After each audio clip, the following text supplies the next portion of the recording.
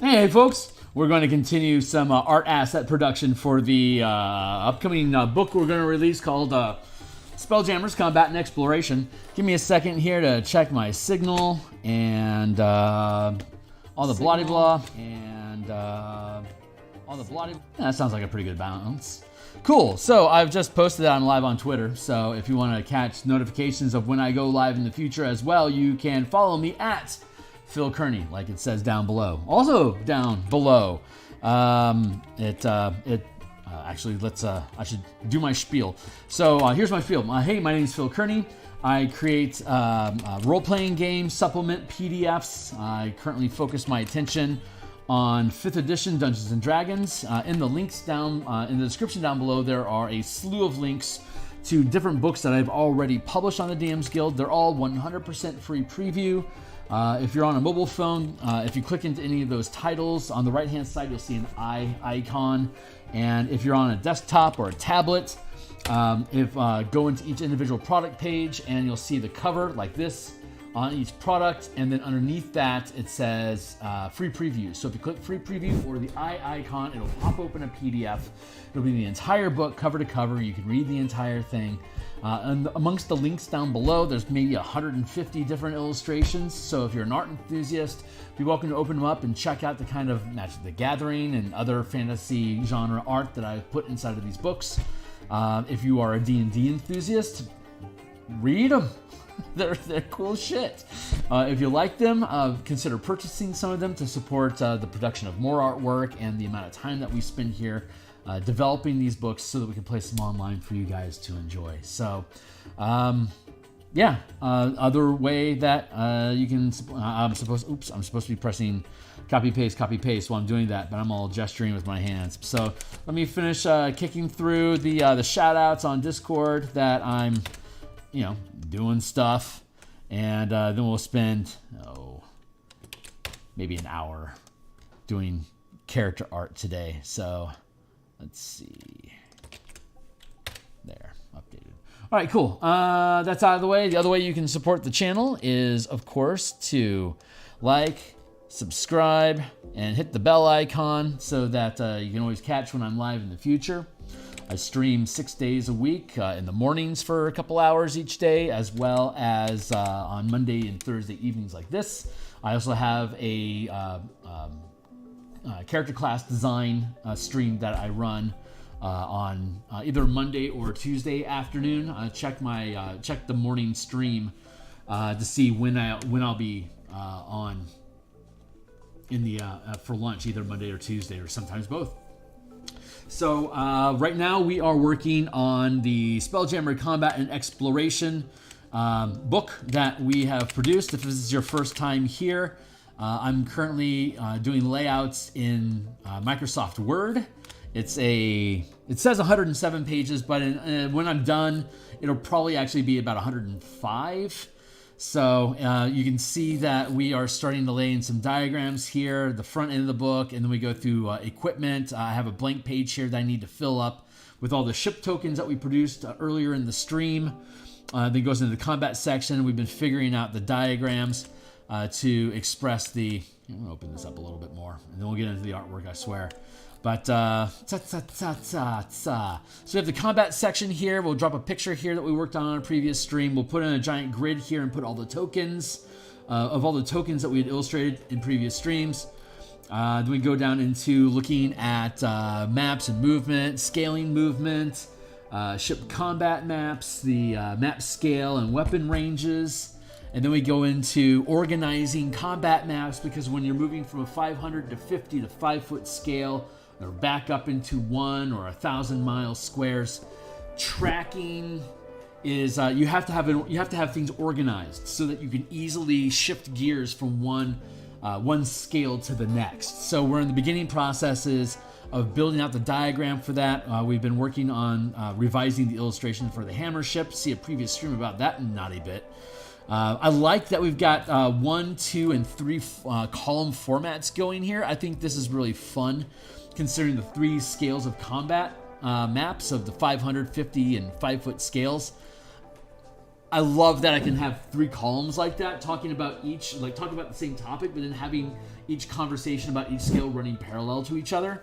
I may continue that work, but what I've done is, so we broke down how maps and map and movement, and how you can scale your speed, and how by scaling your speed you can change the scale of the map to coincide with the speed that you're moving at currently.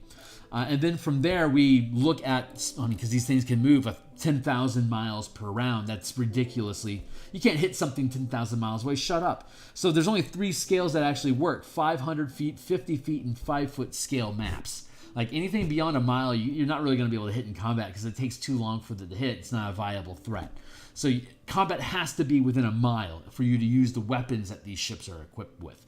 Future documents, we may come out with mega weapons that can hit things further away regularly like that. If we decide to build world-crushing elephants or something, then maybe we'll get into that kind of a shenanigan. But for now, we got to limit our scope. So we're just limited to what ships can generally do, which is, again, fighting. Like, they can hit things at ranged weapons up to a mile away in 1 round of combat. It takes longer than a round for a ballista bolt to hit something more than a mile away. So that's why we limit the scale to 1 mile. Anything you can do inside of 1 round counts, and anything further away than that, they can literally see it coming, they get out of the way. So you can't hit them unless they want you to once it's more than a mile away, because they can literally see it a mile away. So that's the pun. So you only have the 500 to 50 and 5-foot scale to be able to conduct combat in. And so you have to be able, as you close distance with it, like you have to be at the 5-foot scale to be able to depict creatures exiting one ship and boarding another. Like at the 50-foot scale, you can't depict a halfling on this well. You have to be at the 5-foot scale. So how do you have a space battle where ships are moving thousands of miles per round and be able to, at the same time, visualize how creatures are jumping from one ship to another and stabbing each other or shooting each other with spells or whatever it is that you do during your swashbuckling adventures? You have to have parallel maps. This is what we have found during our playtesting, that you have the 500-foot scale, which is going to give you a large enough arena for you to fly around and shoot at each other. But if you want to close distance to get like all grapply and boardish, then you have to get to the 50-foot scale to be able to effectively use like grappling weapons and rams, and most spells are working at this tier. So, or at this scale. So the 50-foot scale is a fun range for you just to basically scrap with ships. But if you want to close, like you might want to scrap with a ship, but you might not want to get boarded by them. Like if you want to tear into a Theurgy Death Spider, you probably don't want to get within 5 feet of it, because at that scale, they can throw Umber Hulks at you. And then now you got Umber Hulks tearing up your weapon crew and getting fucked. So, like, staying away from the 5-foot scale makes a lot of sense when you're, like, fighting Theurgy. But at the 50-foot scale, you can still, hit them with rams. You can use slashing blades, piercing strikes, as well as, launching spells at them, as well as using, like, your ranged siege weapons, like ballistas and stuff. And you could even be throwing hand axes or shooting with arrows if that's what your gig is. You can use all your tools at the 50-foot scale, and at the 5-foot scale, you can get super close and intimate about dumping crew onto another deck. So you can decide which scale you're operating at, so that's the process of why you have 3 scales of map. And while you're at the 5-foot scale here, swashbuckling, you still exist at the 500-foot scale in the larger battle. It's just that you're zooming your attention down to this 5-foot scale so that you can see what your character is doing aboard the ship, as opposed to panning out to see what you're commanding your ship to do, all during the same round of combat. If you want to pay attention to what your ship is doing, you'll have less action economy left to see what your character is doing. If you want to focus on what your character is doing on deck with other creatures right now, you can't focus your attention on the larger scale of what your ship is doing. That's why you have a crew, so that you can mix up the action economy so everybody can be covering as much of each role as they want as you're engaging enemies at these different scales. Like having just one ship that you get boarded by is boring. But if you have a ship, like if this flitter lands on, this is what we'll build an illustration for, but if this flitter lands on this ship, like just drops onto it and starts dumping troops onto the deck of the ship to start stabbing everybody, that is a severe problem. But at the same time, this flitter ship is small. this is the 50-foot scale. It's only 1 square compared to the Hammerhead ship, right? So if you've got a Star Moth companion, like if this flitter is dropping off of a Star Moth, which is almost as big as a Hammerhead ship, then that Star Moth can continue to harass the ship as a whole and like grapple it and try to hold it in place and try to like scuttle it so that the pilot can't respond properly while the boarding crew is swarming your deck. So you have those 2 levels that you can have operating at the same time. So you have different scales of threats that you have to deal with, which makes for a much more dynamic type of combat. And if you don't want to worry about the amount of time, like the time sink that boarding a ship would entail, of having multiple creatures engaging on the deck of a ship while you're also engaging creatures at the scale of ships, if you just don't want to deal with that, then just play Keep Away and just have a pirate's code that if you're in melee combat with your ships and you can reduce the pilot down to 0 hit points and they're going to die, that's when they run out of pilots that can effectively fly the ship, they pretty much surrender. Generally, pirates want the ship. And they'll even potentially take captives with it, or even recruit, if they're mercenaries, bring them over on board so they can make that ship work with their fleet. So conquering it's basically like a subdual system if you want to approach it from that perspective, where you don't have to jump on board ship and kill everybody. Hey, how you doing?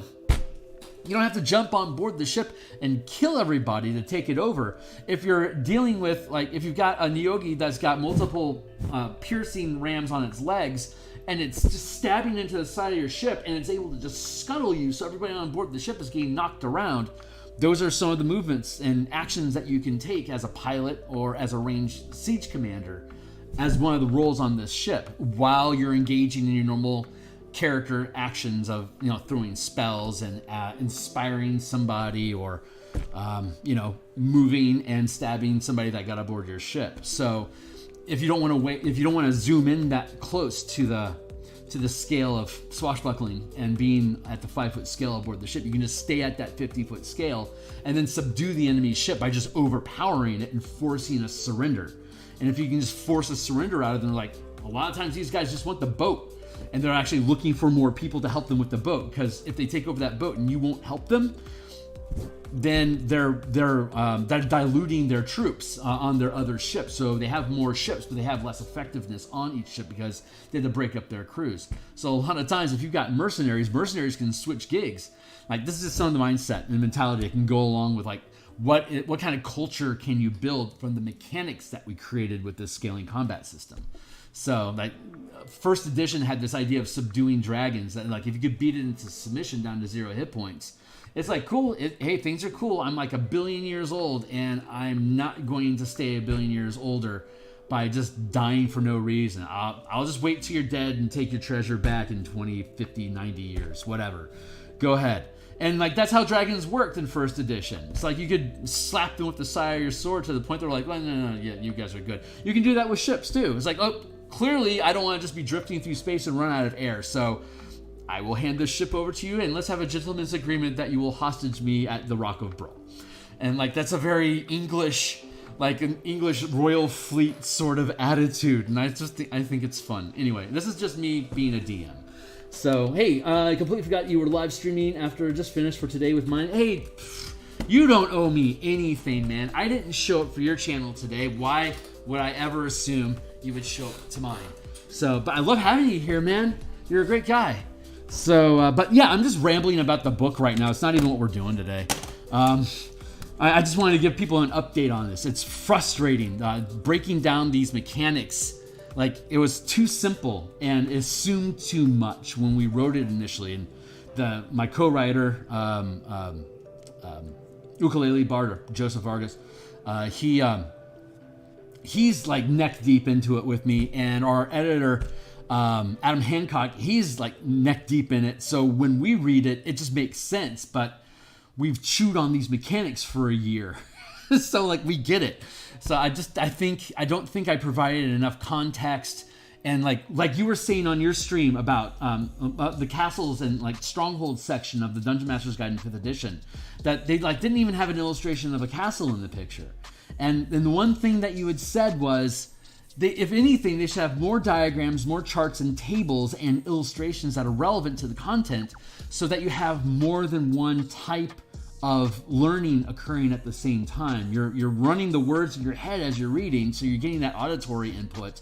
But if your diagrams and your illustrations are reinforcing the mechanics that you're trying to explain to your audience, that made me realize that it's basically 6 pages of text I condensed down to a page and a half.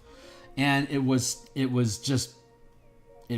mean, if I have too much detail, so be it, because I'm using the same consistent language in each one of these sections about like maps and movement. Like, boy, I'm really on a ramble today, but maps and movement, like here's the different travel speeds that ships can move over the course of a day or hours, minutes, and then down to a round. That's really fucking fast. So then you have to break it down further, like how much, like that's 1 round, but you could also hover in space, like in place.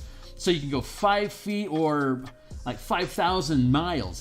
It's up to you. So these are the 7 scales that you can move inside of a round of combat down to standing still in a hover. And then there's the issue of inertia shock, that if you're ramping up and slowing down, like defying the laws of physics, then you could potentially get yourself stunned out for doing stuff like that.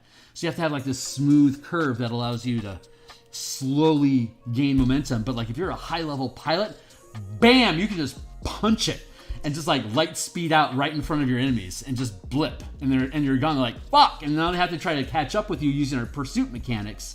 And if their pilot can't hit that kind of stress, they're just gonna stun out, and their engine stalls out for a round, and then they lose you because you outpiloted them by yeeting out of there at light speed. So it's some fun shit. But it requires a lot of pages to break it down. Like you can't hit something more than a mile away. So there's only 3 scales that you can operate inside of. So here's how those scales look at like on a map. And then we have to break down like how do you organize those maps, which is what I was talking about earlier. And then from here, this is as far as I've gotten in this break, like in this explosion of information that we've expanded this thing out into. But the next section is the actual mechanics of like when I move, at what point do I change scale? Because all I have to do to change scale is my ship is on this map 500 feet, it's on this map 50 feet, and it's on this map at 5 feet scales. It's just which map am I paying attention to right now during combat. And if I got a ship way over here and the enemies are over here, closing into the 5 foot scale is stupid because I'm going to need like 70 feet of table for me to depict that. No, I'm going to zoom out so I can close distance at the 500 foot scale just as quickly as I could cross 10,000 miles this round.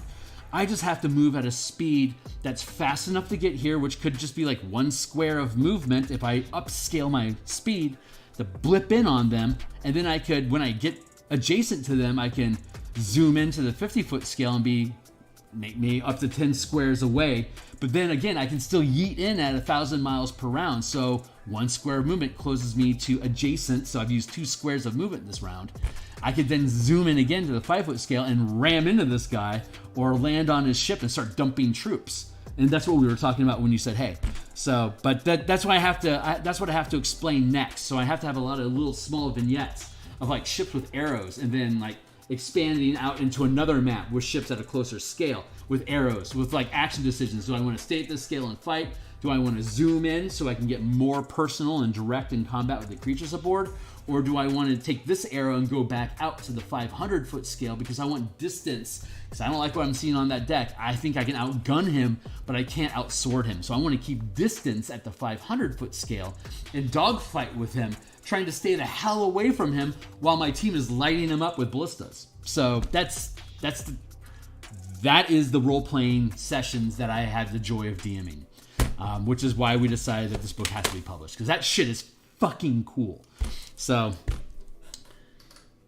yeah, sorry, I've been on a rant, so I haven't been looking. So funny that Chris Perkins is doing most of the things I and others have talked about. Yeah, that's good. Spelljammer book frustrated. They're just trite.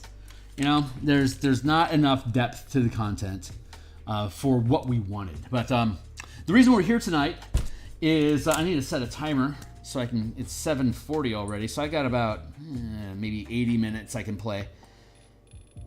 Because I've been on a rant, and I've been arguing with all that text stuff. That's what I'm doing in my off time, and until I can get those pages locked down, the rest of the book's production is kind of locked because I want to know how those pages sit, and I need to make sure I lock down what the language in those books are, in those sections are. So later in the book, when we have to reference those sections, we're going to use the proper language and the proper titles. So I have to go through and I have to change all the titles next.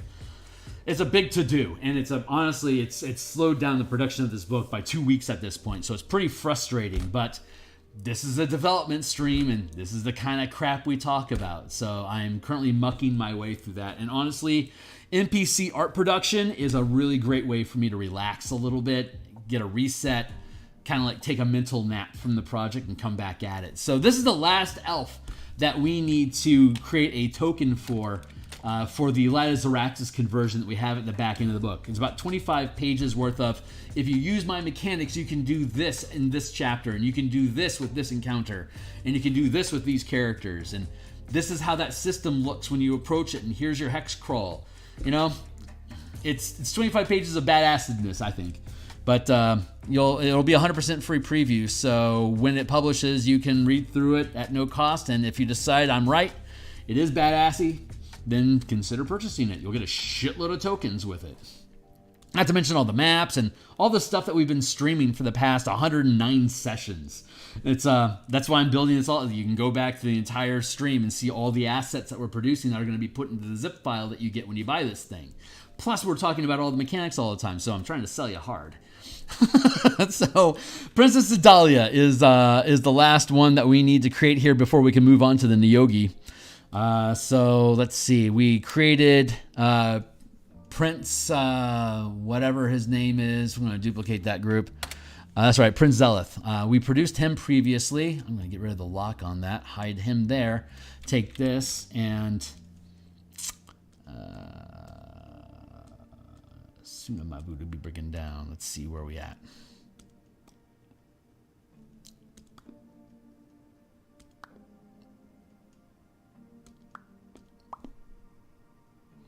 Where is my bits?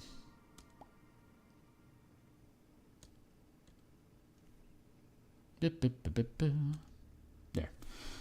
That's the token. We haven't colored it yet, but we'll get there. And let's take this. These guys are twins, so I need to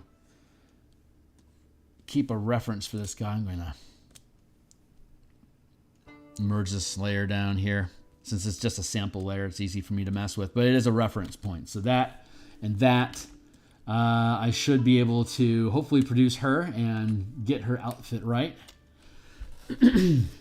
So that's what we're going to work on. Let's see. Now this is a 300 by 300 pixel square. It's when you print it out, that's 1 inch, which is your typical token size when you're using when you're playing in person. So this black and white rendering that I have here at the larger scale, you could print this out like literally as a black and white token. So it's easy for I'll put them all on a page and you just print them out. In a single go, have like all the tokens for all of them for low color print requirements. But I'll also be coloring them so that if you use them as a VTT asset, or if you really want to blow your cartridge, you can print out the color ones too. But these are all little tokens that are required. So like I have to make these tokens because the next diagram that I'm creating for this book is going to be in this blank spot. I'm going to have this flitter dumping soldiers out onto the deck of this boat. So I need to have the tokens made so that I can draw all the troops that are dumping out of the flitter landing ship onto the crew. So I need to have those there. So it's just the assets serve a purpose. And honestly, once these assets are doing a lot of work, because this is damn near full. This is like a half page. Yeah, this is a half page illustration. And if I painted that, it could take me 30 hours to produce this as a half page. This is like 2/3 page of illustration that's occupying this space. And a lot of this book is tactical shit. So I can lean into all these assets that we've built as examples for how to move ships in combat and then you have all those assets actually in the folder. So they're serving double duty, and ultimately it's going to speed up production of this book a lot, because I don't think I have to make any actual paintings that are more than like a quarter page. So like I can crack, I mean, if I'm in the flow, I can crack out a quarter page painting in about 4 hours. So I've got high potential once this text resolves and I know what it's doing. Slam all the diagrams, tables, and charts into place, and then see what pockets are left open that need actual illustrations. And then I can flip between line art, like architectural stuff, muted tones because of the Astral Sea, or full color, whatever I want to do. So I'm going to have a shitload of creative opportunity inside of this thing once I get all of the mechanics resolved, this is by far my most difficult project, like way more difficult than what the color mana system was. And that was a pretty freaking awesome jewel. Yeah, so anyway, I think I'm probably done ranting. I should probably get some artwork done, right? What? Oh, did you now? It's, no, it's not. Because I always hire an editor, and my editor will often chew the fuck out of my document. It's like, you need to do blank, blank, blank, blank. There's not enough information about blank, blank, blank, blank. You know, load, revision, revision, revision. So when I put out the first draft, it's more like stage fright than anything else. Like, is this gonna jive with my editor, or have I just, like, when I did the Color Mana book, it was about 50 pages in. I hired my editor. I brought him on board, and he's like, no. Like, he tore the fuck out of that book. I ended up having to rewrite a good 40 pages out of 75. And 25 pages is just spell charts. So, like, a 50-page document, I had to rewrite 40 pages of it. Ever since then, I have no enthusiasm about handing off my first draft, because I expected to get slaughtered when it comes back. But every time I get bled like that, it ends up being a stronger book. So I don't mind the cuts at all. It just takes endurance and the willingness to go back and fix and fix and fix. But luckily, I started off as an artist. So check my streams. It takes a ridiculously long time to do anything when it's artwork that's not AI produced. So I've built that tenacity over the past 30 years because I'm in love with art. Once I realized I could actually design stuff, like 5th edition opened up the idea of doing homebrew. Like 3rd edition, okay, so I went from 2nd edition to 3rd edition.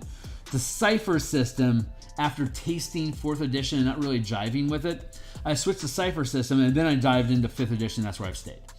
And in 3rd edition, there was so much content. I hadn't exhausted the number of multi-class options to produce the results that I wanted from the content that actually got published for me to ever consider, do I need to homebrew something? It's like, no, there's like shit, because we always played Gestalt. So like we had no shortage of classes. It's like, if you want to play a psychic assassin, why not take 20 levels of assassin and 20 levels of psychic warrior and have a huge mana pool with assassination abilities? Like, what else do you need? Our table solution was give them more levels and milk the system of the content that it has, because all the content was so cool. We didn't think we needed to. But 5th edition, it's a very different creature, and it's like, you know, subclasses are quick and easy to build. It's just, are you clever with them? And it's like, oh, and they didn't provide a lot of them. So then it's like, oh well, game on. let's make some stuff, you know. So and it's such a like 3rd edition, like, had so many subsystems. Like 2nd edition and 1st edition, like, stapled completely different games into each other. Like, this is D&D. It's like a mashup of 15 different games. Enjoy. 3rd edition with the D20 Uprising unified how to resolve all those mechanics, but none of the systems were really unified. 5th edition really like standardized the ability check and like attack roll modifiers.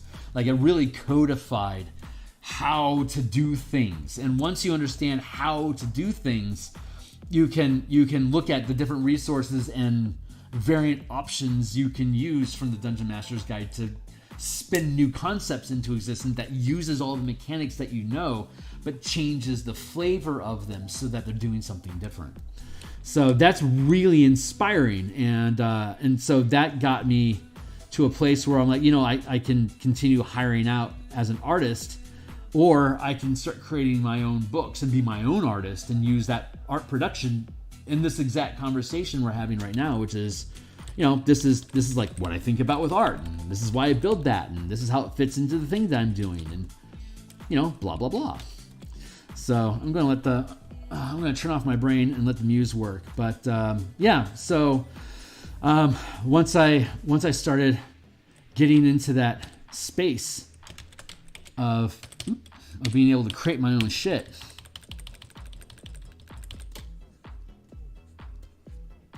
that diligence that I acquired, that tenacity I acquired from all those years of freelance painting, put me into a good headspace to be able to endure how difficult it is to write a book, and how much work, pressure, frustration, blah blah blah. Super, it's just another painting.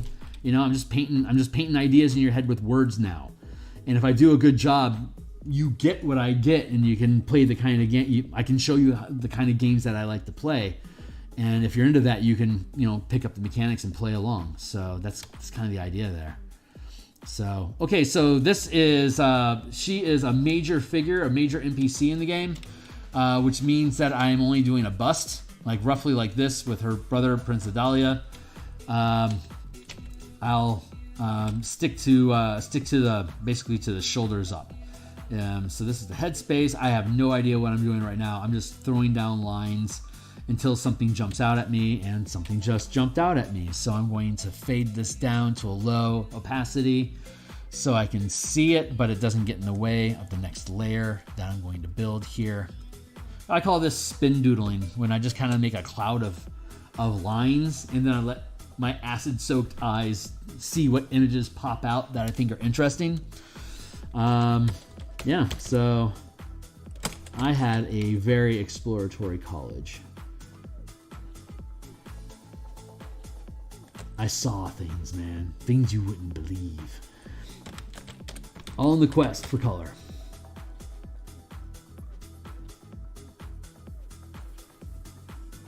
See how that shape popped out? That's how I do. Like when I use the spin doodle method, this is how all my shapes get created.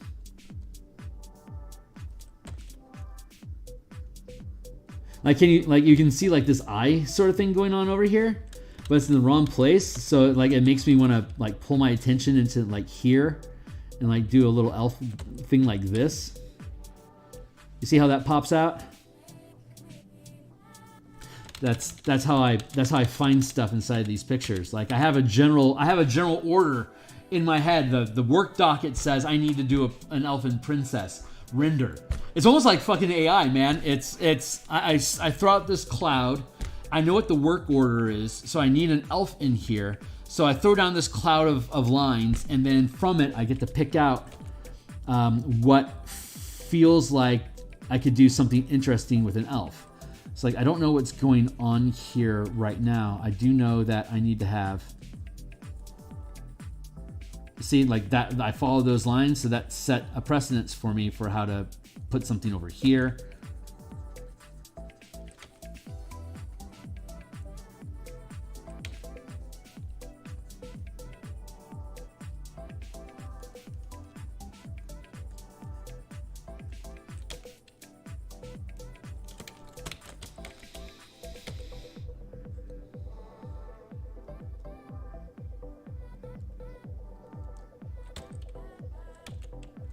And that shape popped out as like a piece of jewelry or something, and got the clavicle going here. And I can look up here for reference. So far, I'm not that far off, man. Doing pretty good.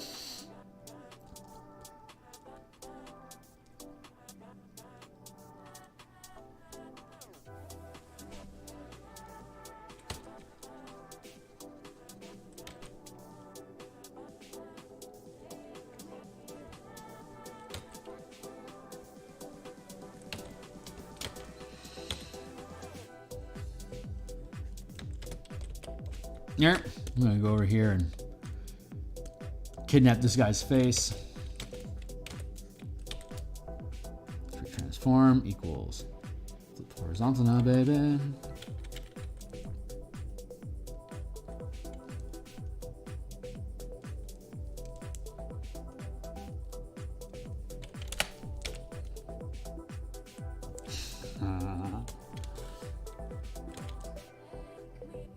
Oh, right on, man. Oh, shoot, you don't owe me anything, man. I just appreciate you showing up, Fred. Thanks.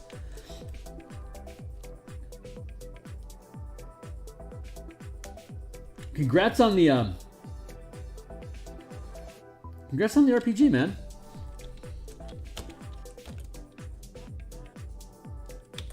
I myself may eventually get around to making my own RPG, but I'm still honestly using D&D content is it's an easy way to build an audience, but beyond that, it's really letting me.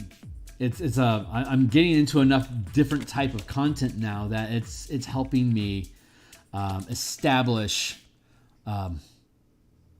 more of a flavor, like the Phil flavor, for lack of a better word, just to establish what my stuff looks like in general, and like. I'm working on an adventure, so that's great. And I'm working on this mechanics book, which is mostly what I do, but I also have the character option book going on. I think once I get through this burst of books, I'm going to be really able to establish like a book style in general that like identifies like this is Phil stuff, you know? I'm hoping to get to that place. So we'll see. We'll see if that pans out. That is the current objective.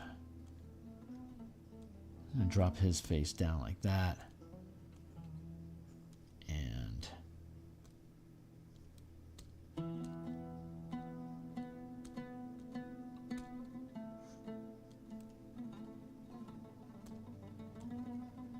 just a cloud a bit.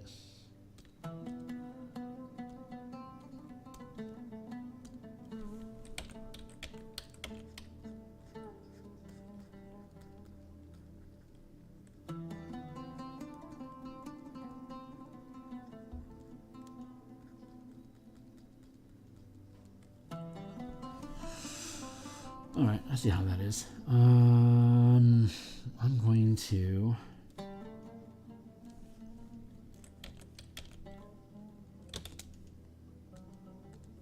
shift tilt that head. Let's skew it a bit. And then free transform equals roll it back. Tilt it up. Perfect. All right, I think I know what I'm doing now. Here, and we'll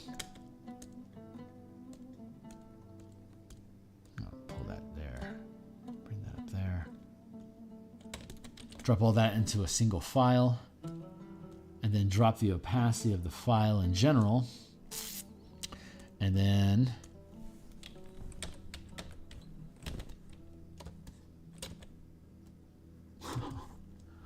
and have at it some more. So let's see here and then here.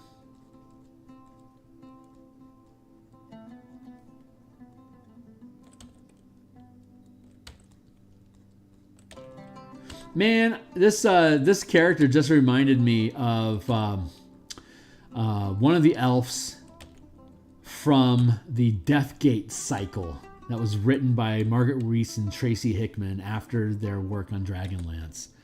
I don't know if anyone out there has read the Deathgate cycle, but that was a pretty freaking cool series, man.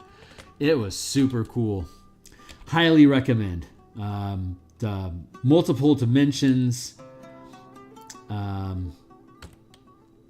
There's different elemental themed worlds that the characters had to go through on a MacGuffin quest, and the backstory for the main characters are incredibly cool.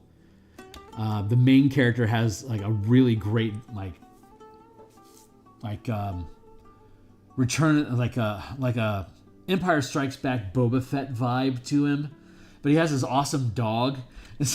he's like Empire Strikes Back Boba Fett with a dog. It's like, what a badass. Very, very cool character. And every time there was a couple recurring. It was almost like Doctor Who, you know, like you have a couple recurring characters, and they're going from different adventure. Like each book is a different adventure in a different world with a different objective, and it would always focus on like who the side characters from that world would be that the main team would hook up with. And one of in the fire, I think it was the Fire Realm. I forget the name of the world specifically. But there's always elves. I think there's always elves, dwarves, and humans. I think, if I recall properly, what was consistent. And so in this one particular fire world, the elves were the ruling race of that entire world, and their royalty was they just kept speaking about their just like unnatural beauty. And how, and the main character from that nobility, she would keep her eyes almost completely closed, and as she would open her eyes, it would change to different colors, and it was like apparently just like a naturally occurring prism in her eye that caused her eye to change as light would catch it a different way. So she would, there was like, it just went on and on about how like the way that she would change her glance when she looked at people would convey information to them based on the colors that she's emitting at them. Freaking cool stuff. It was a cool book. I don't remember the name of that one specifically, but it's the Deathgate Cycle by Tracy Hickman, Margaret Weiss and Tracy Hickman, and just a really cool fantasy role-playing game sort of world setting. Like if you were to build entire campaign worlds out of each elemental plane, like this is a legit way to go about doing that. It's cool.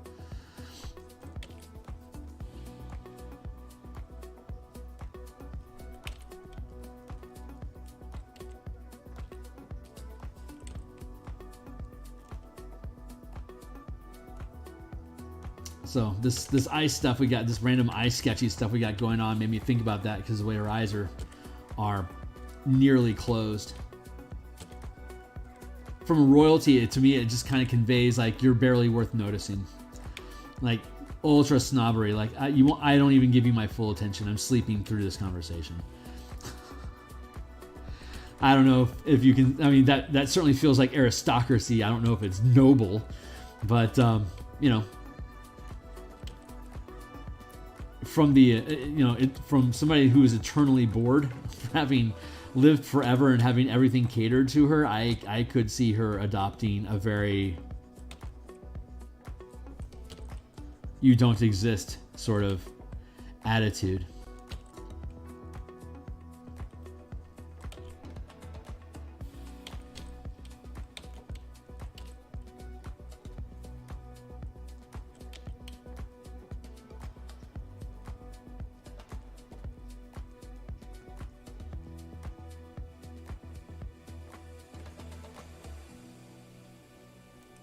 That's fun.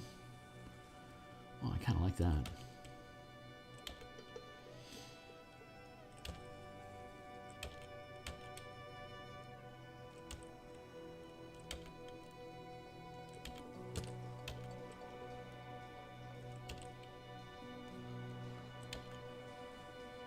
Oh, she's got her disdain on.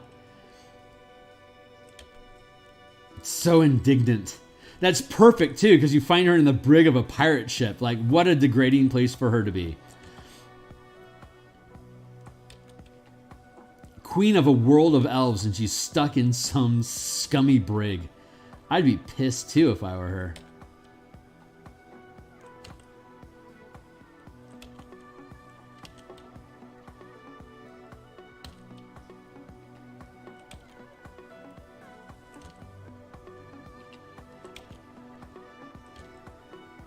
One of the mechanics that we have in the book is the amount of time it takes to arrive at a new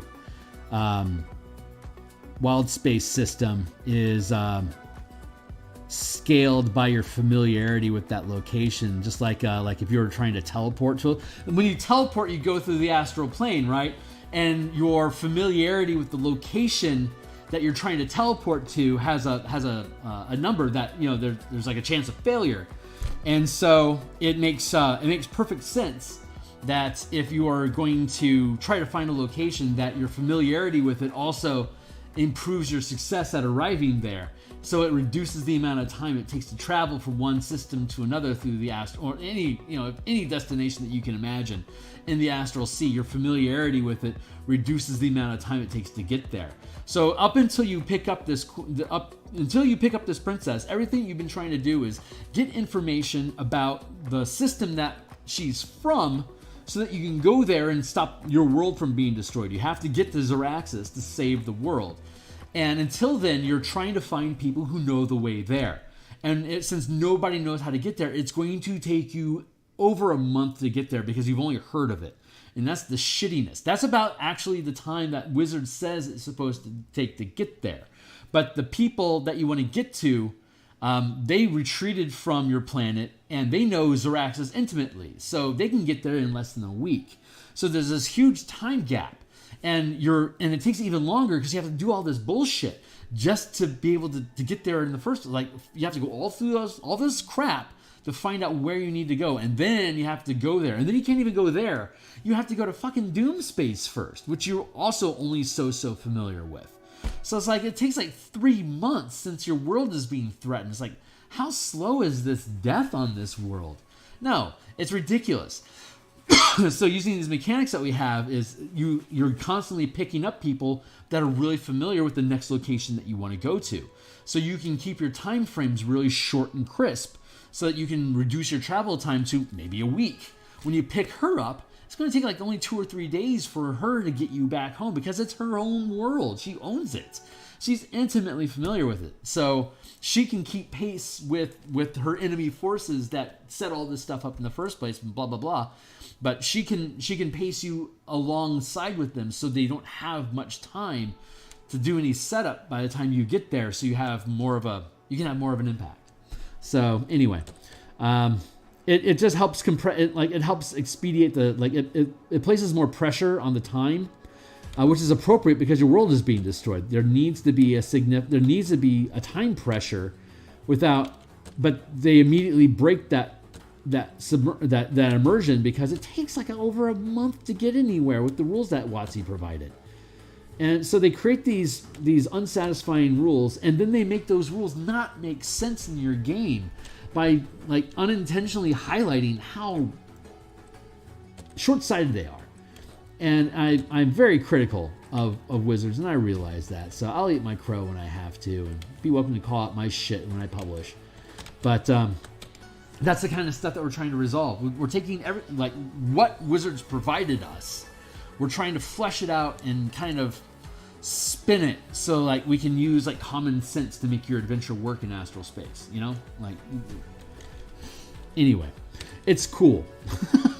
It's a simple little thing. It just changes how long it takes to get from place to place. But there's already established rules from Teleport on doing that sort of stuff. So like we're just taking the rules that exist and using them, we're repurposing them. Like everything about 5th edition is about what can you repurpose this mechanic into.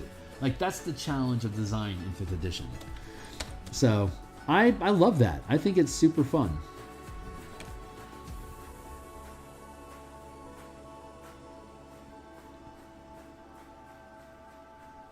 And you, gal, you can be as pissed off as you want.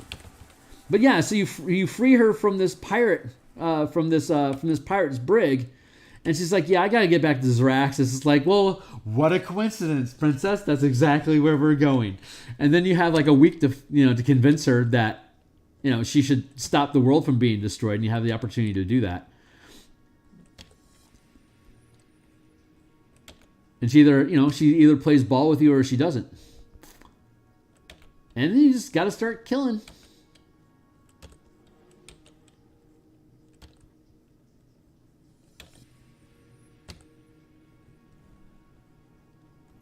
Like a fleet of 30 ships that they have at that base, and I think you can, if you're able to get every faction in Doom Space on board with you. Pardon the pun.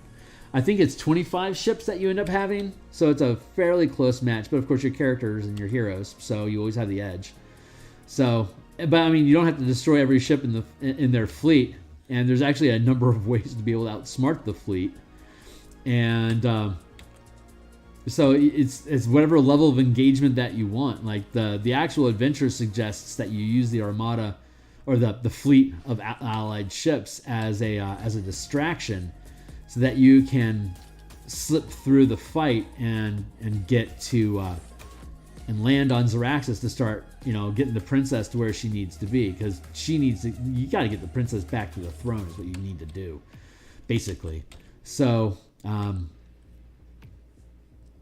you can run that as intended, but now you can then sideboard the battle and not worry about its resolution if you don't care. But these mechanics let you operate a fleet of ships in basically the same action economy that you would use to attack while on the back of a horse. So it's pretty easy. So it's really exciting to be able to share these mechanics. I've been working on them for about 16 months now. So it's a good system. It's so huge I had to break it up into separate books, which is great because then I get to focus on different adventures. But again, I'm still using WotC content because I'm not done doing all the things I want to do with WotC content. And by the time I am done with it, I should have a pretty intense library of mechanical ideas that I can then take and use whatever operating system I want for my own role-playing game and reintroduce these ideas using whatever system that is. Like I could easily do all this stuff with Pathfinder. Super easy, barely an inconvenience. And if I decide to go in the direction of Pathfinder, I will. And I'll use their content to explain how to do it in their own language. I'm not a big Pathfinder enthusiast, so I don't see myself doing that. But I am a big Essence 20 fan, and I may end up wanting to start playing around with Renegade. Renegade Games are the people that do the Essence 20 system, which is like Power Rangers, Transformers, G.I. Joe. It's Hasbro's toy department, basically. I mean, Renegade is their own people, but they get all the licensing to do all that stuff. And the way that I use my combat mechanics are actually very similar to Essence, because Essence uses the proficiency die, which is what commanders use to order troops to attack and to fire siege weapons in the system that we developed here. So there are already similarities. Plus, like, Transformers as a role-playing game would totally benefit from having scaling mechanics inside of its game. So after I publish this, and I publish the mass combat and the faction stuff that I want to get out, have basically the full command system out for Dungeons and Dragons to prove that it's good, I can then export it to basically Essence 20 or any other game system that I wanted to. Wherever it is I decide to go. If Wizards is able to woo me and keep me around, then I'll just keep working on the stuff that I'm working on. But if they make it hostile for third-party content creators to publish things for profit, then I'll just bail for another system, I guess. I don't know, maybe Shadow Dark will be cool.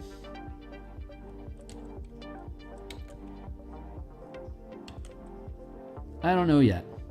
I'm talking business. I'm going to stop. Too much business.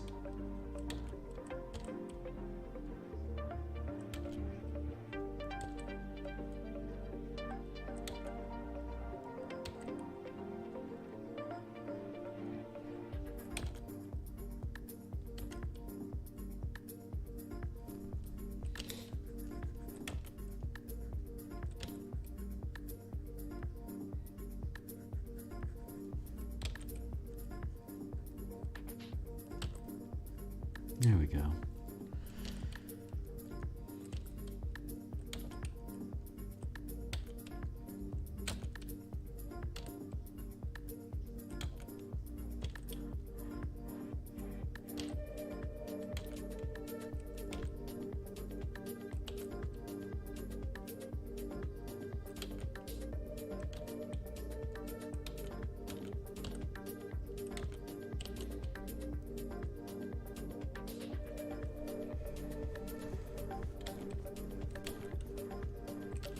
Nice.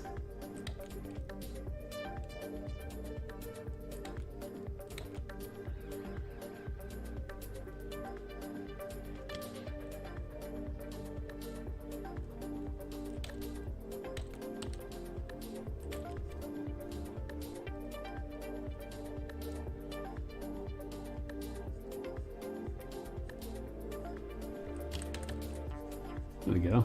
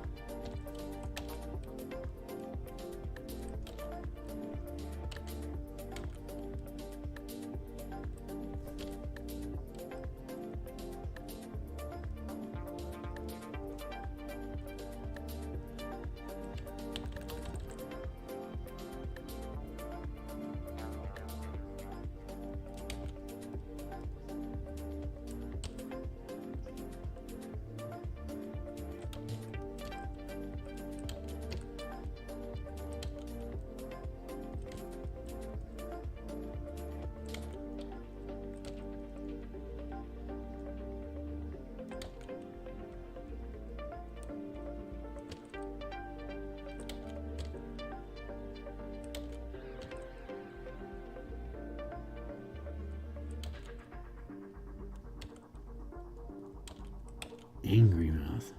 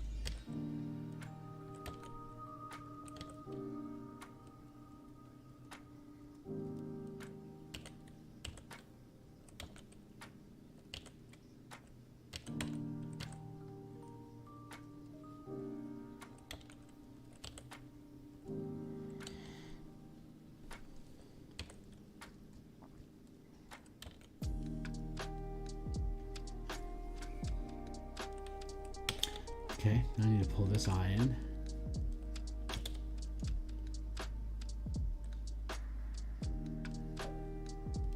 Actually feels pretty good.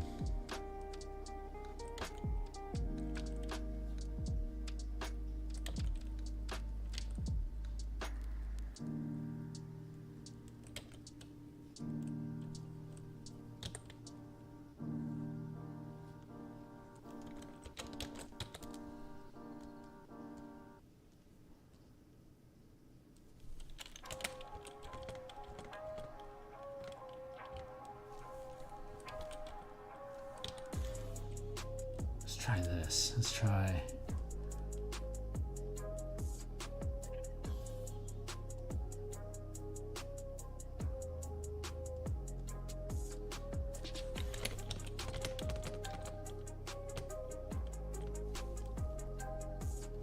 Not bad.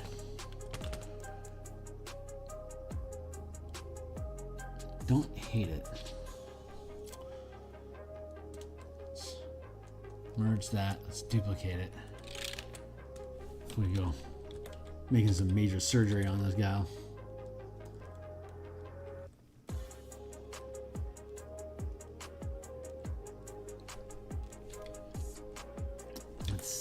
I think I need to shift skew. That's what I need to do.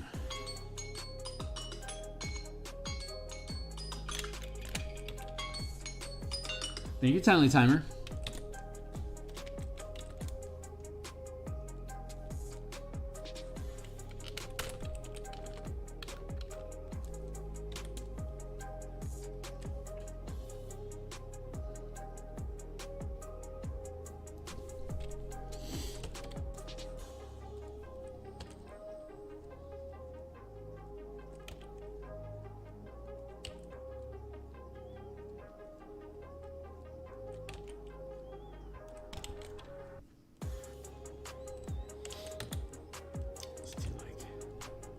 That.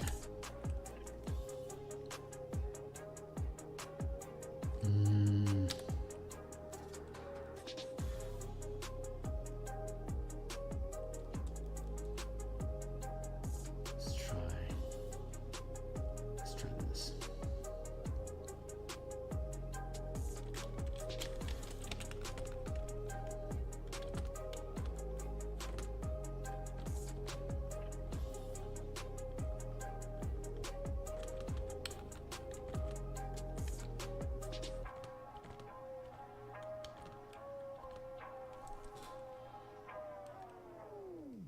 That feels pretty good.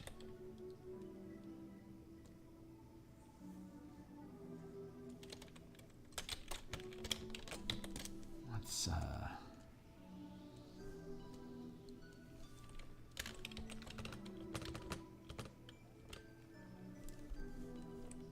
something like that. Let's go here.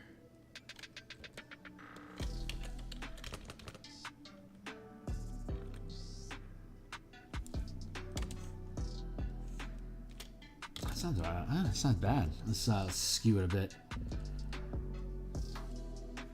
And then perspective.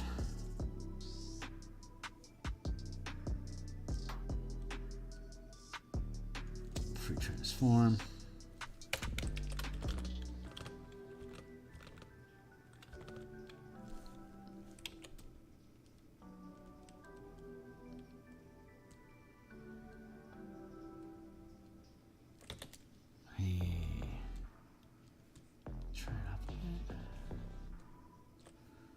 No, that's not the right choice.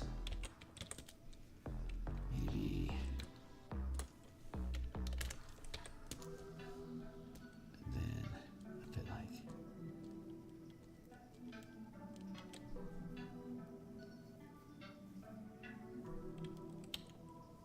Right. All right, so. Let's see. That is generally the right position.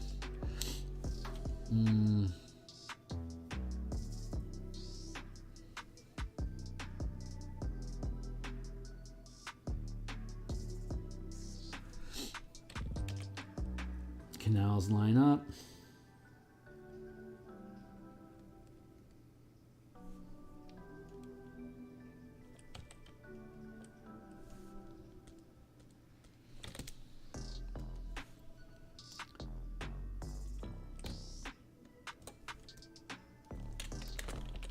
There we go. That's pretty good.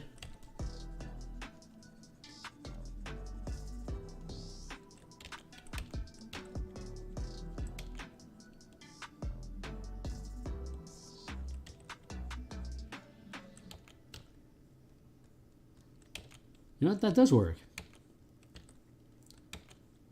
Oh, right on, gal. Right on, Sister Soldier. All right, let's merge. Merge. Merge. Merge. Flip flop. There we go.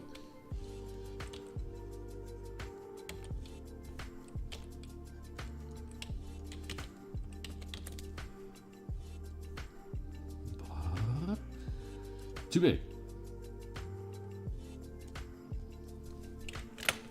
About something like that.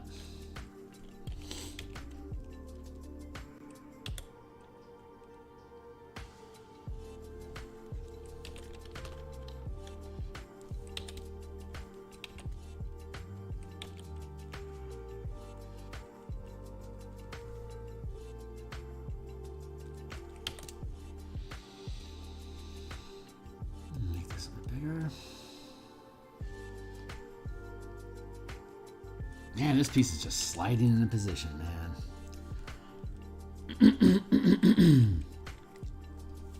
Just sliding into place.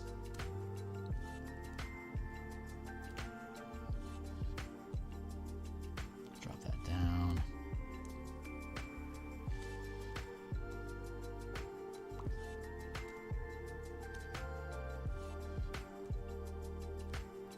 Drop that down. New layer.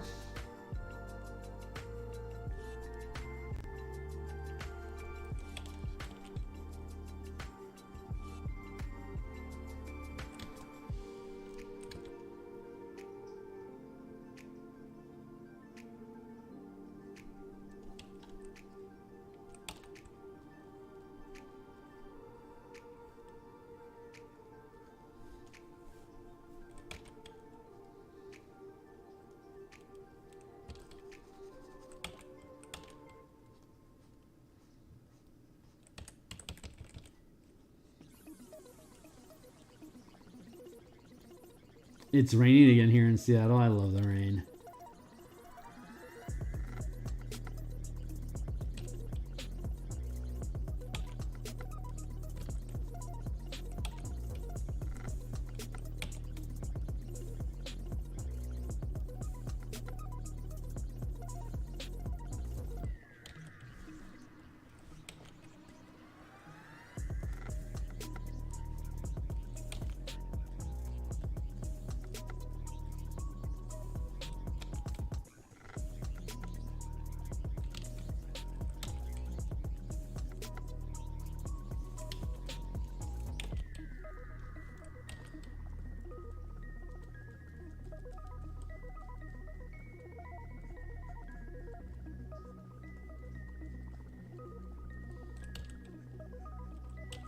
Something like this.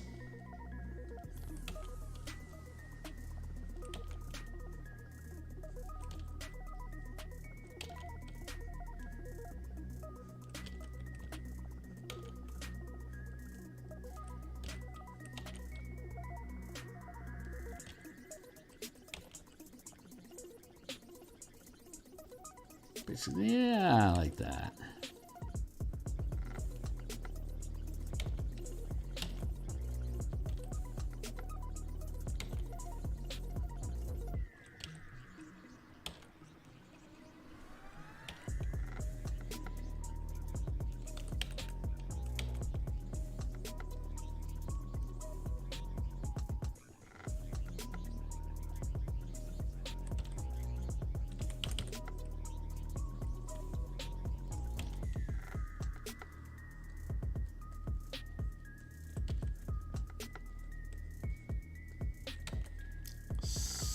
Something like that.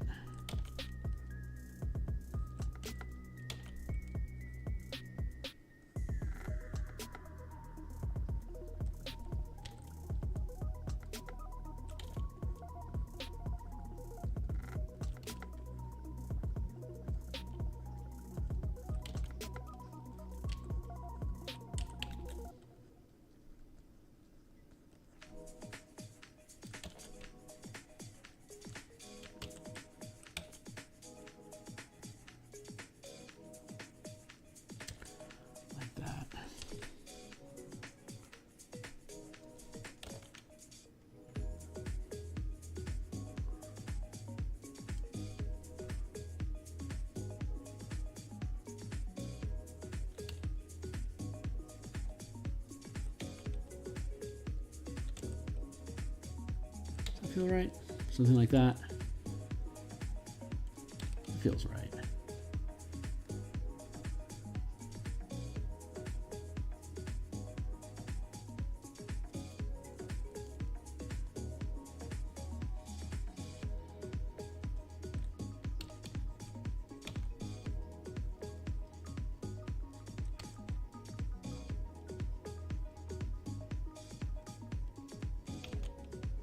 Yeah, I think that's right.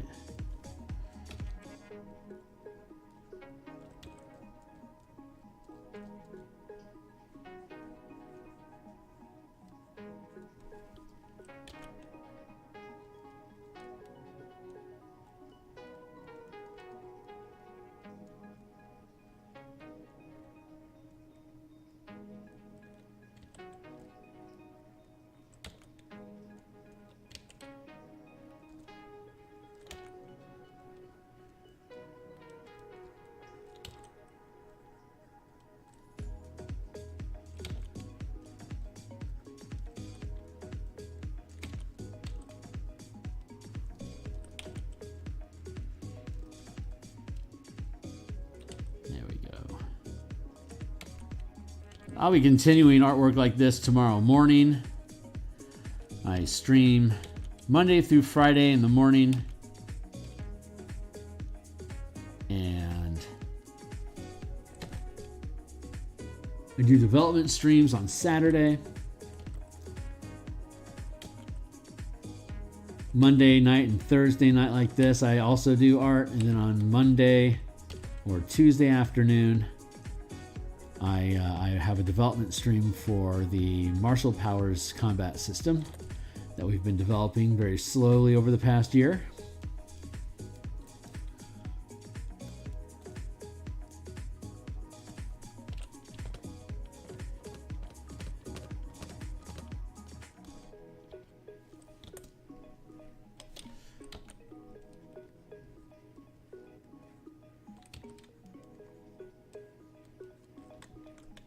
It'd probably be easier if I did the bottom up.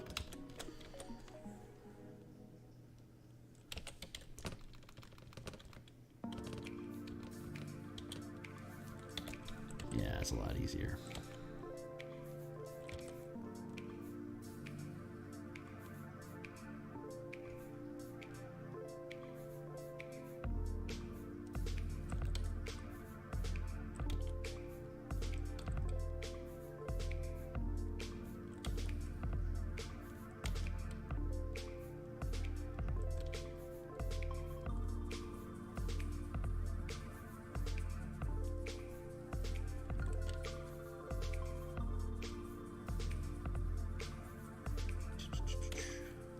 Nerf.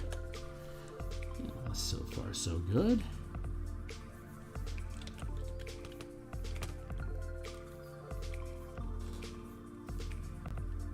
That feels right-ish.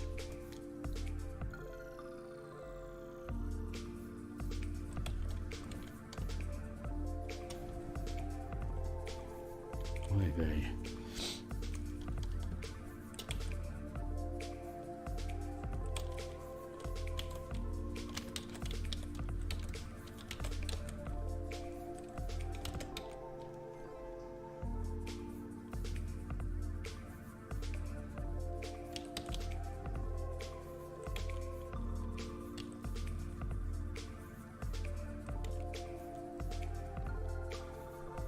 Huh, okay, too big.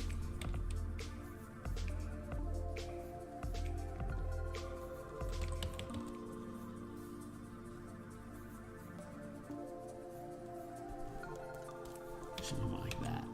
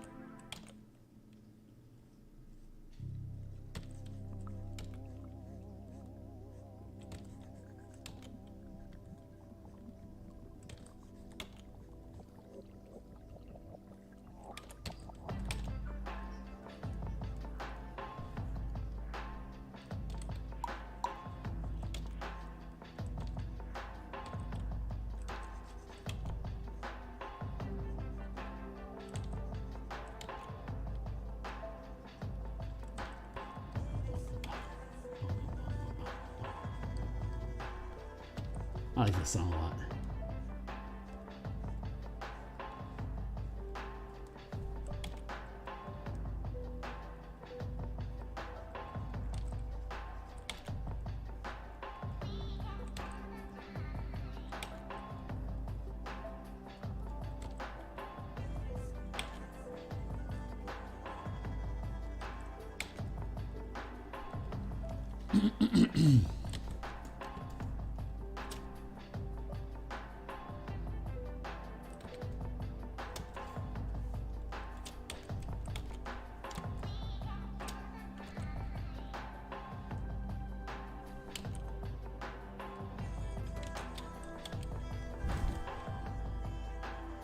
Oh, interesting.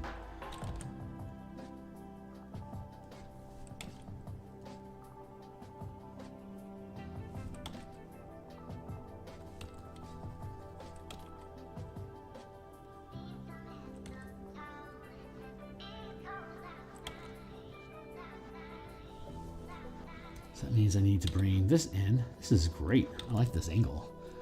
If we transform, let's try distort.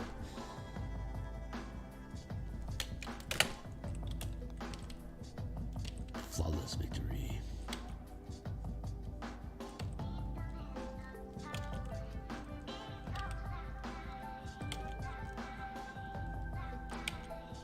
What time is it? It's 8:30. Yeah, I've got another 20 some odd minutes. I won't finish the piece today, but we're getting well on our way with it.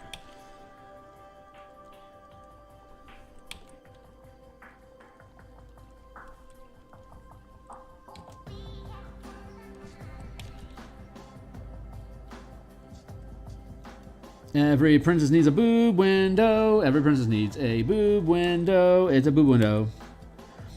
Every princess needs a boob window. You can quote me on that.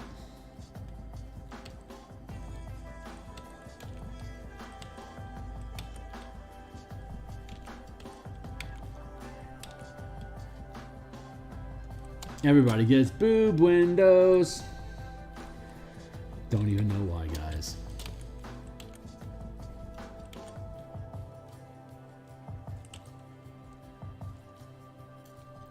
Boob windows for yous and me's. Guys don't have boob windows. We should have boob windows. We should fight for boob. Wait.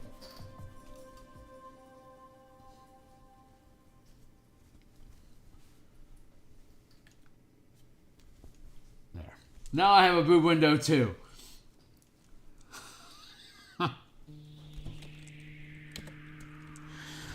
Ay vey. Let's see.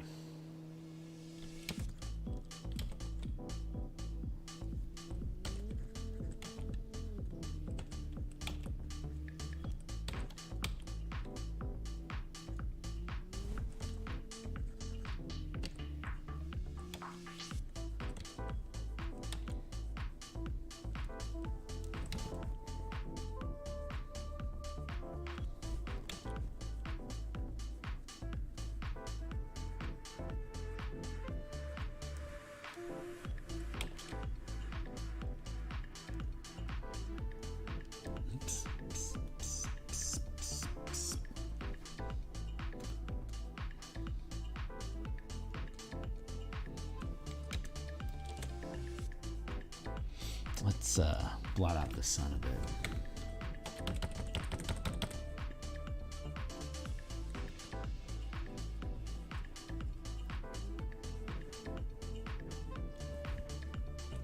Oh.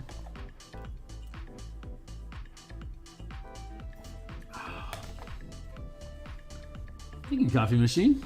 I have this new little heating pad coffee machine I've been showing off occasionally, and it if it's not been used recently, it starts to flash, just to indicate that it's on cooldown. And what that does is it brings my attention that I have a hot beverage over here I could totally be drinking, which I think is like as low key like what it's actually trying to do. It's like, hey, drink.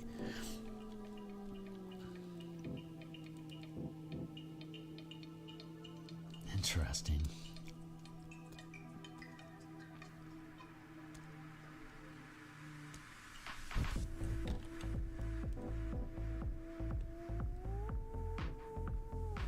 Oh god, I'm really leaning into that screen. Hey-o! 20 minutes left and then we're done for the night, guys.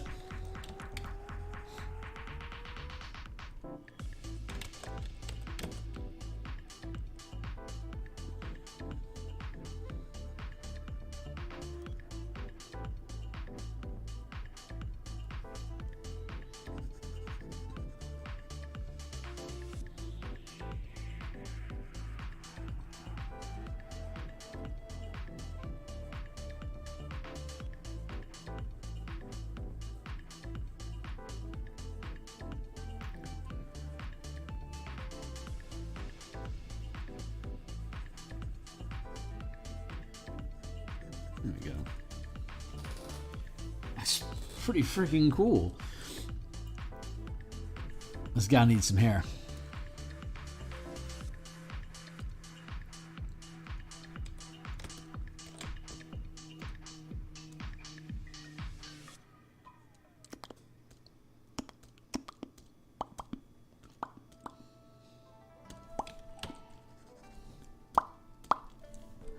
Let's put some hair on your noggin, sister.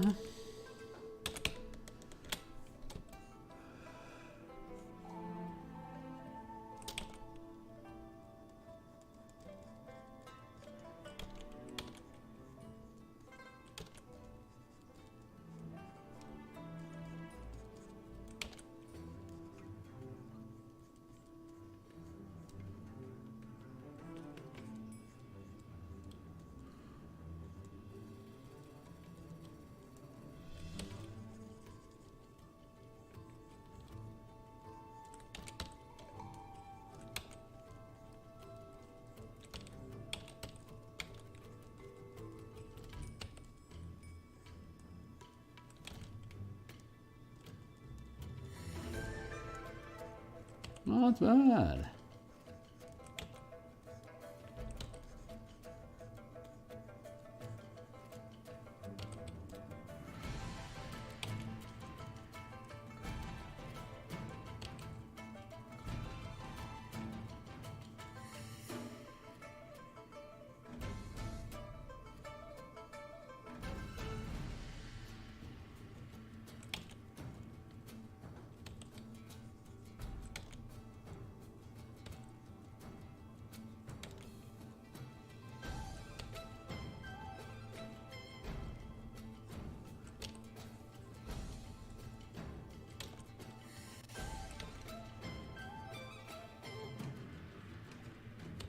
There we go. That looks really cool. Let's find a higher resolution of this. I know there's another Princess Adalia picture crawling around in here someplace. Let's go to D&D Beyond. And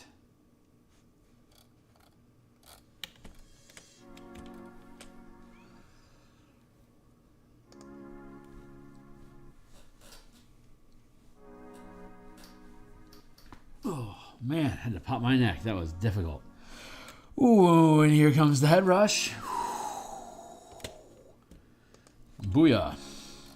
Where you at, kid?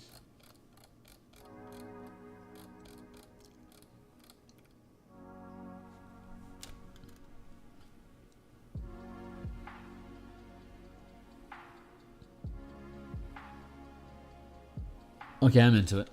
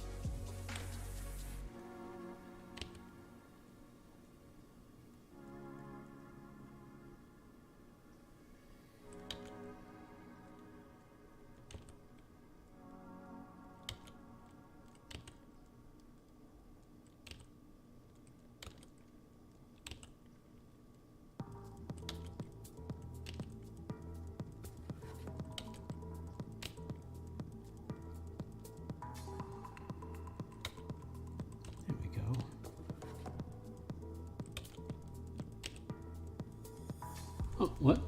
Hey. Hey, John. How you do? I'm going to be on just for a little while longer. Probably another 15 minutes.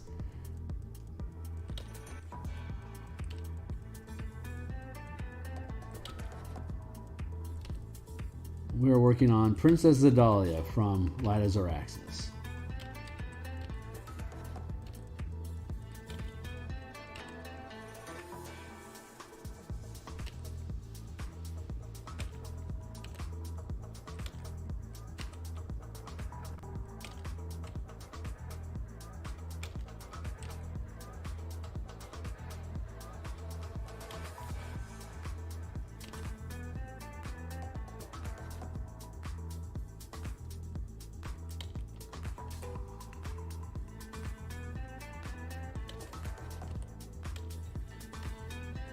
There we go.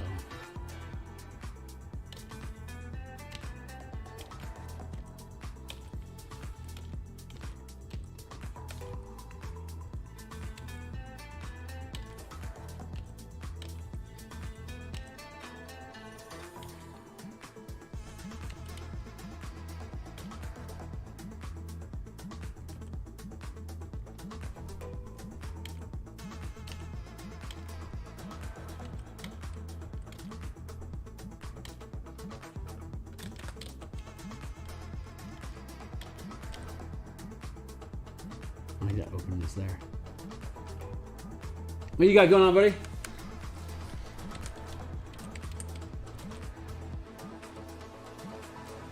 This chick's shaping up, man. I like how this picture's turned out. This one's flowed out pretty smoothly tonight. I'm really happy about that.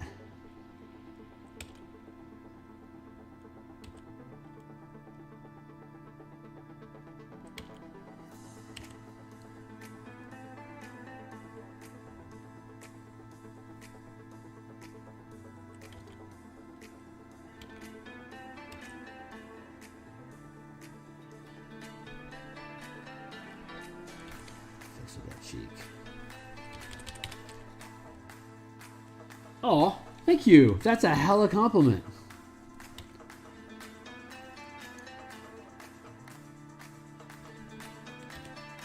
I am a big fan of old Scooditter Lizzie.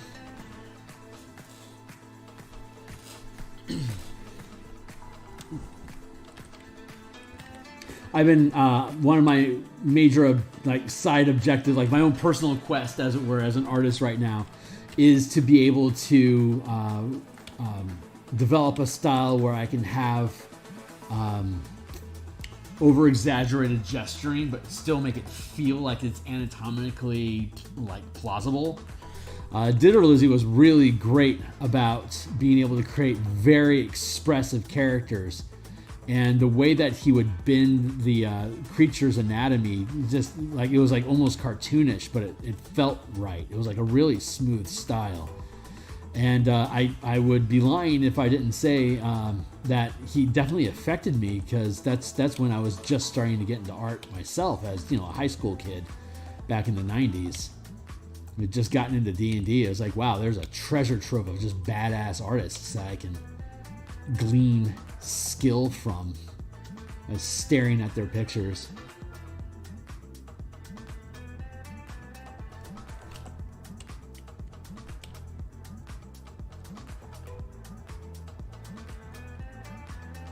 But we'll be back, even though my time's almost out tonight, I'm going to be back in the morning doing this some more. I'm on probably around 100 or so odd minutes every morning. Yes, that feels good.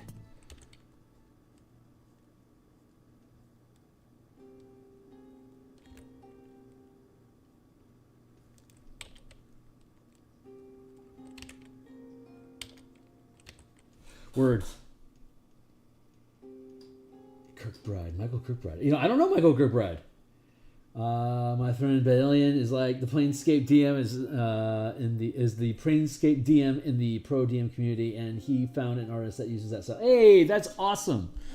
Kudos. That feels about right. I think we can safely delete that now.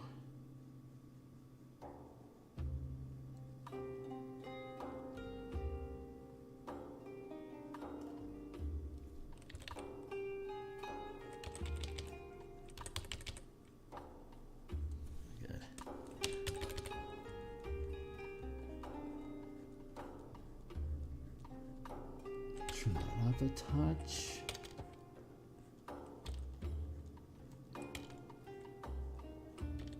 We'll get to coloring these eventually. I generally in these character sketches, I want to finish the series of black, white, just the line art, and then go back through and sweep through with the color. That way, I don't accidentally make one better than another. So I can maintain at least some sort of level of consistency among the whole set. A big problem I have, and it's an awesome problem to have, but when I do a series of illustrations, I tend to evolve at some point during them. Like, I find a better way of doing something. And if I find that way while working on an individual token, and I've done all the other tokens in a different style, then I have to really grind my gears over whether I'm going to swap out all the other art now for the new improvement that I have. But if I do them in a sequence like this, then when I find something that's better, I don't have very much backtracking to do to be able to flesh out that style. And then the rest of the pieces moving forward can benefit from that style. And I'm breaking up the style into the space that it fills with the line art and the flats and the lighting and the detail. It all can move smoothly together as a single group. So when I get to doing the interior illustrations for the book itself, we'll be able to do that same sequencing of dropping in like sketches into these pockets where they fit, and like another pocket here, and there's a pocket here, like just like little, like there's I'm gonna put a diagram there, but a little sketch here. Maybe I might just leave that as blank space, but like I can do a decent picture throughout this area, but it cuts from column to column, so that'll be fun. And then another chunk here. So that's like a good 8 illustrations, right? But like this is the biggest one, and that's like at most a half page. But the rest of them are like a quarter page or less. So I can kick through and sketch out each of those, and then I can go back through and start doing the cleanup for each of them and detail work, and then I can put in the color on each of them. So I can just cycle through the sequence. But it's like a 100-page book, so it's a shitload of sequencing I have to do. So I'm doing all the charts and the graphs first, and then once those are done, we can go back through and do the actual illustrations. So I'm using this character art as an opportunity for me to like give myself a mental break and stuff from the layouts and the text revisions that inevitably come along when you start building diagrams. Like, you can express something, like I find a way, like something happens in a diagram, I'm like, oh, that's a cool way of depicting that, and now the description that I provided doesn't quite sync up, you know? So you get to fiddle around with the text, and while you're fiddling around with the art at the same time, it's a fun process.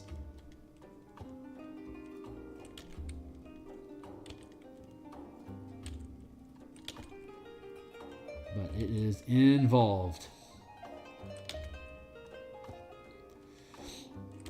And page layout's proven to not be a very popular topic, so I tend to not stream a lot of it. But I dropped, like at the beginning of the session when you check the replay, I spent maybe 15 minutes walking through where we're at with the project, what I'm depicting, and the complications that are arising as a result of the language I'm trying to use. So I'm having to go through some reformatting, but I kind of walk through that dev library, or that development journal with you guys at the beginning of this episode, and then we get into the actual artwork.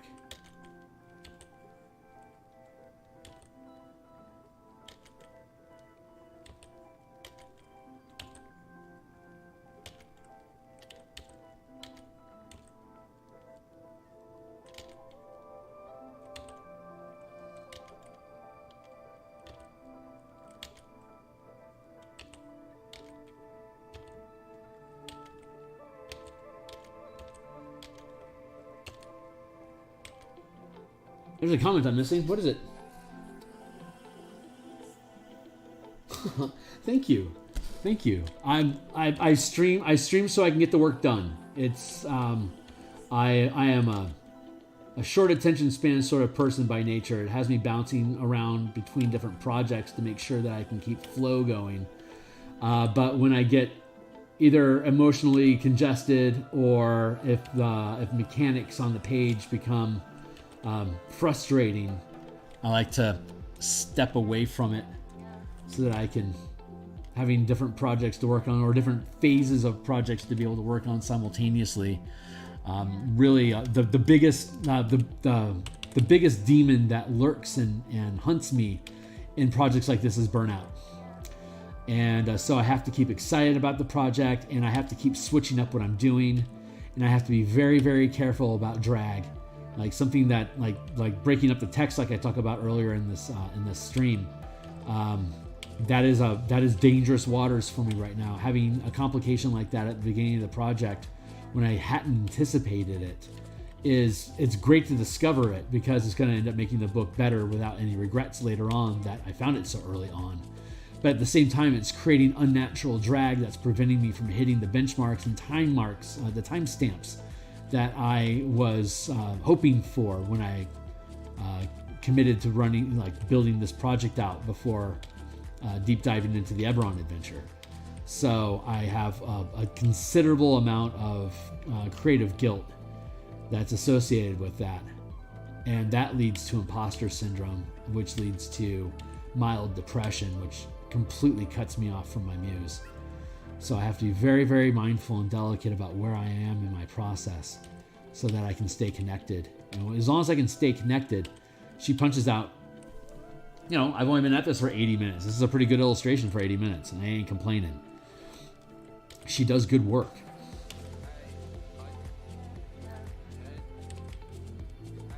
So I want to stay as connected to her as I can.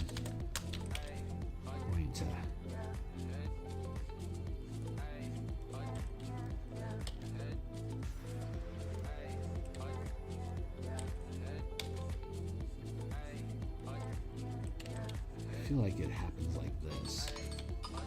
All right, well, technically that's my timeout, but I'm going to finish this hair up.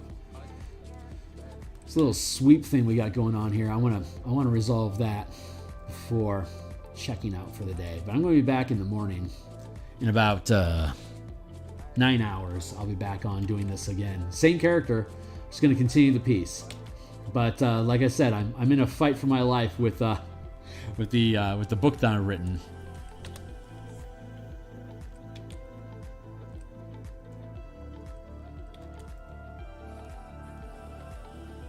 Yeah, that feels pretty good.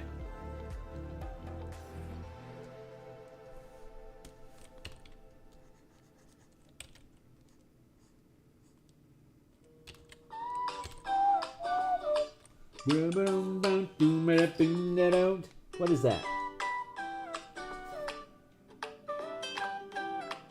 I don't have to go to the dentist right now. That timer is flawed.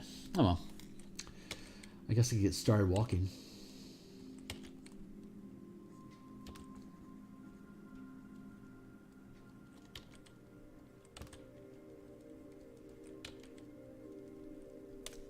There and almost there.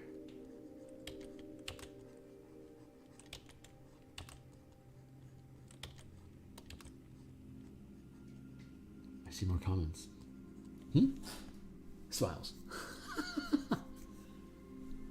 Yeah, it keeps me focused. It keeps things moving along, and it allows me to constantly give you guys updates on where the project at. Maybe, if people take a liking to it, it builds some hype.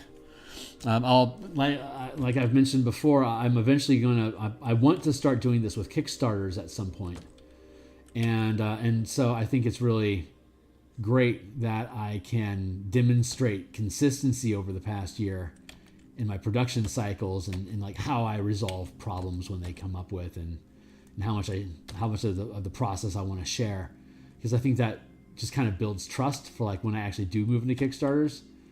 We'll have a lot of reference material here to be able to point people towards like this is the development process. We can actually go through that. Like if I do a Kickstarter, I can actually go through that dev process on stream with people. So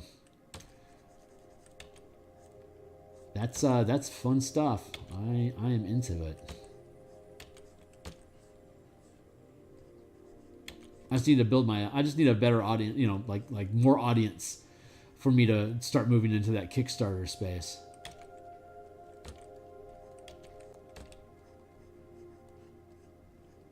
That way I can make sure that if I launch a product, I've got enough people that are looking out for what I'm doing to help make sure it locks down. And that'll just take time. We'll get there, I'm sure. People keep showing up to check out what I got going on. It'll eventually build. But truth be told, I would do this whether people were watching or not. It's just encouraging to have people around. But the projects would be done no matter what.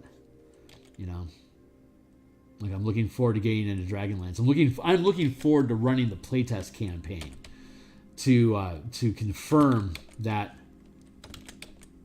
the mass combat system we built is fun to use with Dragonlance, and that I can successfully convert the board game into the mechanics that we developed. So that is exciting. I am legit looking forward to that. And when we get around to that piece, that's probably what I'm going to start doing with my Saturdays.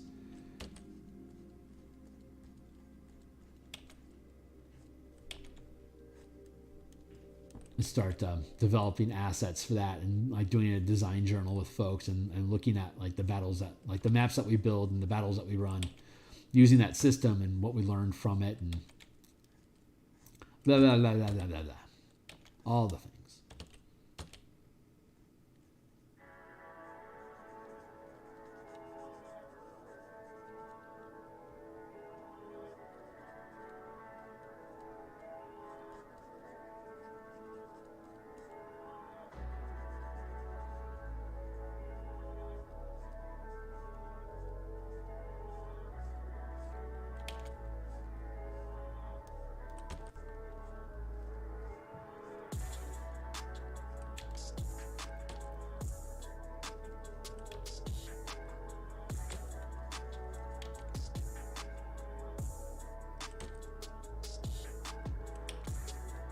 That feels pretty good.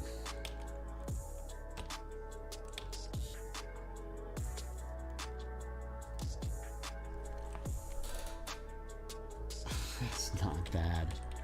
That is not bad. I'm gonna close that loop up a bit.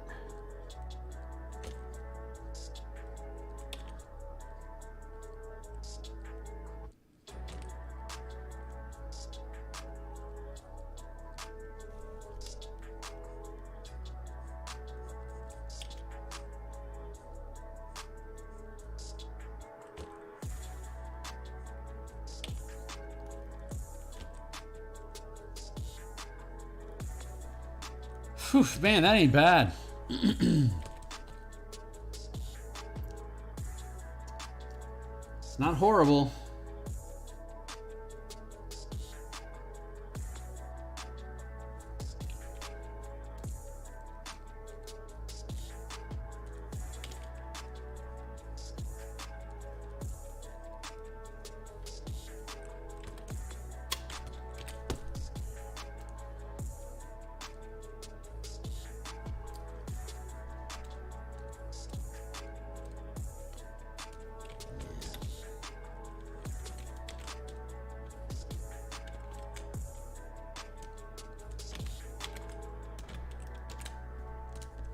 That down. Merge down.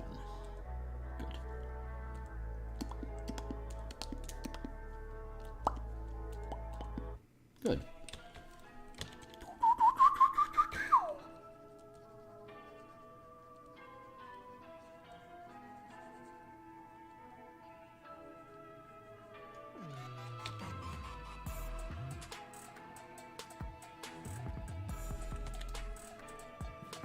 It's not bad.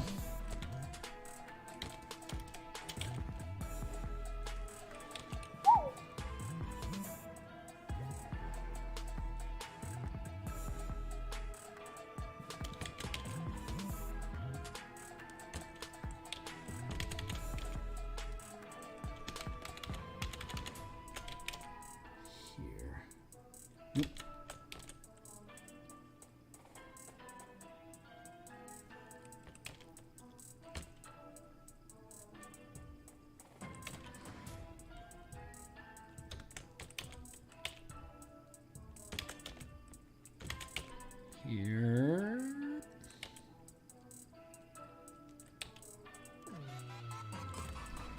That's not bad. Man, it's flowing pretty smooth right now. Almost ashamed to let this stuff go. Oop, this is supposed to be like this.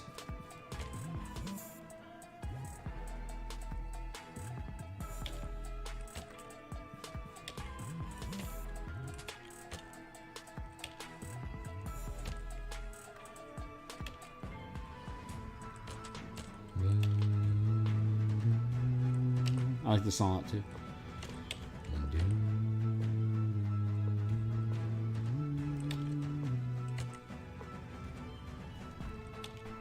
What's this one called? Hold on. This one is Eastern Drill by Bankers Beat Club on Epidemic.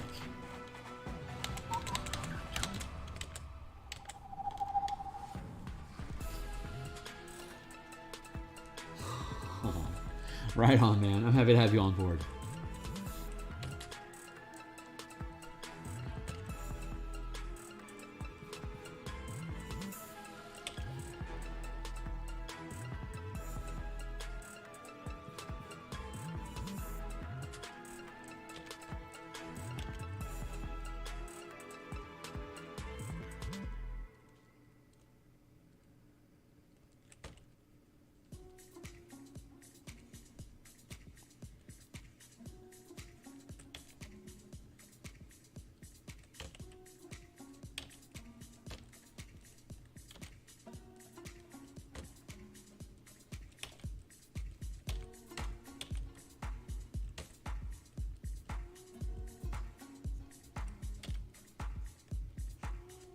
All right. Well, that's probably good enough for now. Yeah, I can always clean up. I mean, this is like a second pass, I guess. So we're starting. I mean, we've locked down what the form is. Now we just got to go back through and we'll just do another. We'll do another round of cleanup, and hopefully I can keep that energy. I like how this is turning out. It's pretty cool.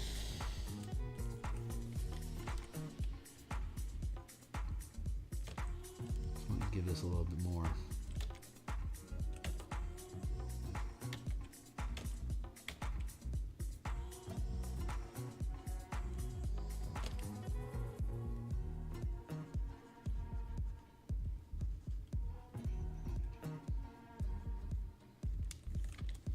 There. Yeah, good enough for now. Holy crap, that's turning out pretty cool. I have currently no complaints.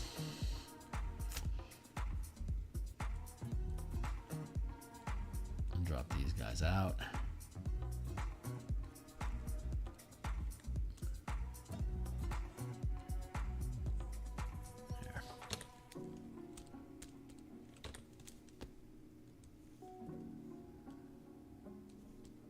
Something like that.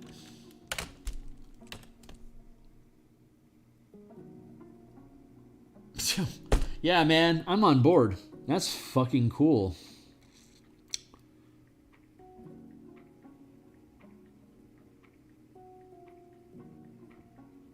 All right, that's it for today then. I'm going to go ahead and let this cut. I will be back. I'll be back in 9-ish hours to continue this. And then on Saturday, we're going to build, we're probably going to fix our spaceships. We got some changes in illustrations that we need to do for the ship tokens to standardize them across all models that we've created. So we can start dropping them into diagrams. So with God's grace, we'll have the combat section cleaned up on Saturday. So on Monday, I'll be able to continue diving through that document and doing all the page layout, and that'll be a little bit more fun for people to check out as I go. So we'll spend some time on that when we get there. And but otherwise, I'll cut stream for now. If you're new to the channel, I'm here 6 days a week, so subscribe, like, and start chewing on some of the different playlists that I already have on my channel, so you can just see the kind of stuff that I do. Follow me on Twitter at Phil Kearney, like my name spelled down below. Check out some of the books I have in my description. They're 100% free for you to read. Enjoy them as much as you want. Purchase them if you think they're cool. And so I'll see you guys at 9. Thanks a lot for being here.